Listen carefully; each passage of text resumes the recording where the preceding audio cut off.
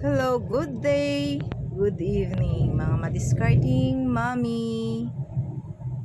Gabi na po yan, mga 11 o'clock po ng gabi. Pauwi pa lamang po kami ng aking asawa mula sa trabaho.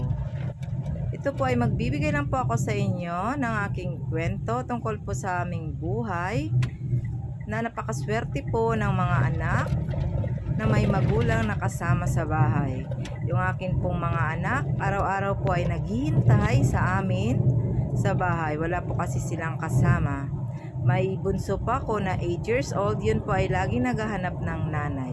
Subalit po, lagi ko pong pinapaliwanag sa kanila na yung sa araw-araw na wala kami sa bahay ay naghahanap buhay kami para sa kanila, para hindi po sila mahirapan in the future at maibigay po namin ang lahat ng mga ikakaligaya nila sa buhay. Nung kami po ay kabataan, hindi po ganito ang buhay namin. Kaya lagi ko pong nilalagay sa aking isipan na hindi ko po ipaparana sa aking anak, sa aming anak, ang kung ano man po ang naranasan namin na hirap nung kami po ay maliit. Yan po ay late na, gabi na po yan, 11 o'clock. Medyo pagod na rin po kami, kaya nga sabi po naming mag-asawa, yung iba po ay tulog na, kami po ay nasa kalsada po. Halos gabi-gabi po, ganyan po ang aming routine. Pero hindi po kami nagsasawa, napapagod po kami, kailangan lang po namin magpahinga. Bawal po kaming tumigil, kasi po yan po ang pinagkukuhaan namin ng aming pangkabuhayan sa araw-araw. Nakita nyo naman po, hindi naman po ako sa nagmamayabang, may kunti na rin po kaming naipundar sa aming pagtatrabaho, sa aming pagninegosyo. Masasabi ko po na maliit lang po yung aming pinagkukunan kasi po simpleng negosyo lang po yung aming itinayo. Pero hindi pa po kami natigil dyan, kakaisip kung ano pa po ang pwede naming idadagdag na magkaroon po kami ng source of income. Kasi mga madiscarding mommy, napakamahal po ng bilihin ngayon.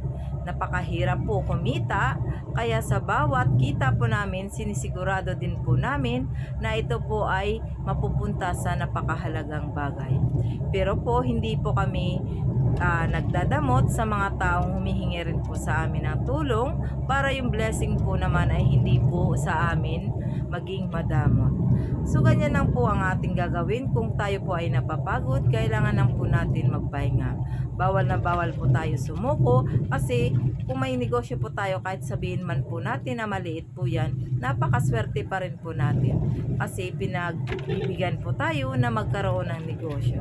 Meron po kasi diyang mga tao na kahit anong pagsisikap, wala pong nangyayari. Kahit apply po ng apply sila, nahirapan din po sila magtrabaho o di kaya hindi po sila basta-basta natatanggap. Kaya po sa mga madiscarding mommy, sa madiscarding daddy, sa mga nag-uumpisa pa lang po magnegosyo, hanggat maaari po, atin po itong pahalagahan. Huwag po natin itong hahayaan na mawala sa atin pagsikapan at atin po itong palaguin. Kasi po, mas iba pa rin po pag sarili natin po yung kita kaysa sa magiging empleyado po tayo. Tingnan po natin, pag empleyado po tayo, nakafocus na po tayo sa ating sahod. Ang sahod po natin every 15 or every 30. Hindi po katulad ng pag may sarili po tayong negosyo na sa atin po kung paano po natin palalakihin ang ating kita. Tayo po ang magdadala sa kaasensuhan sa ating buhay. Tayo rin po ang magbibigay ng magandang kita kasi the more na masipag tayo, the more na marami po tayong naiisip na pwedeng ikakaganda ng ating negosyo, malaki po ang ating kikitain. Yan po ang pagkakaiba ng isang empleyado at saka sa pagkakaroon po ng negosyo.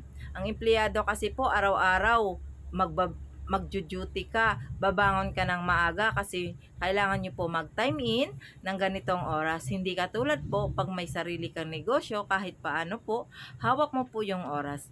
Pero hindi naman po ibig sabihin na hawak mo yung oras mo kasi ikaw po ay isang may-ari ng negosyo mo, ay kung anong oras lamang po kayo magbubukas. Dapat po, limitahan mo rin lagi po na as long as mas maaga mas maganda po na mag-o-open tayo ng tindahan natin ng mas maaga para makakarami po tayo ng benta. Kasabihan nga po, kung yung katabi mo po na tindahan ay magbubukas ng 6 o'clock, dapat ikaw po ay magbubukas ng 5 o'clock pa lang. Yung isang oras po na kalamangan sa ating pagtitinda, malaking tulong na po yan sa ating benta. Kahit sabihin mo pa na 150, lamang ka pa rin po sa iyong katabi.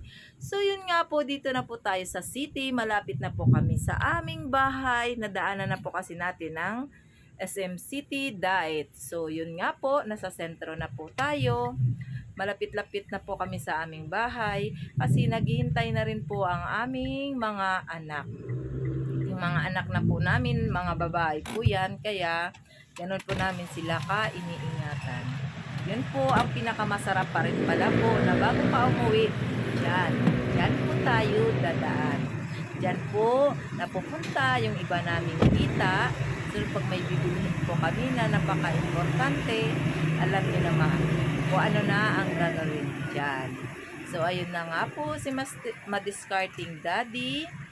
Hindi ko pa po siya nakikita. Ayun po, unti-unti na po siyang lumalapit. Kasi magbabawas lang po tayo ng ating pang-allowance, pambili po ng pagkain para bukas. Para yung mga anak namin meron po magiging pagkain or stock sa bahay. So mga madiscarding mommy, siguro po yan lamang po ngayong gabi ang aking maibibigay na kunting motivation. Maraming salamat po sa ulitin. Bye!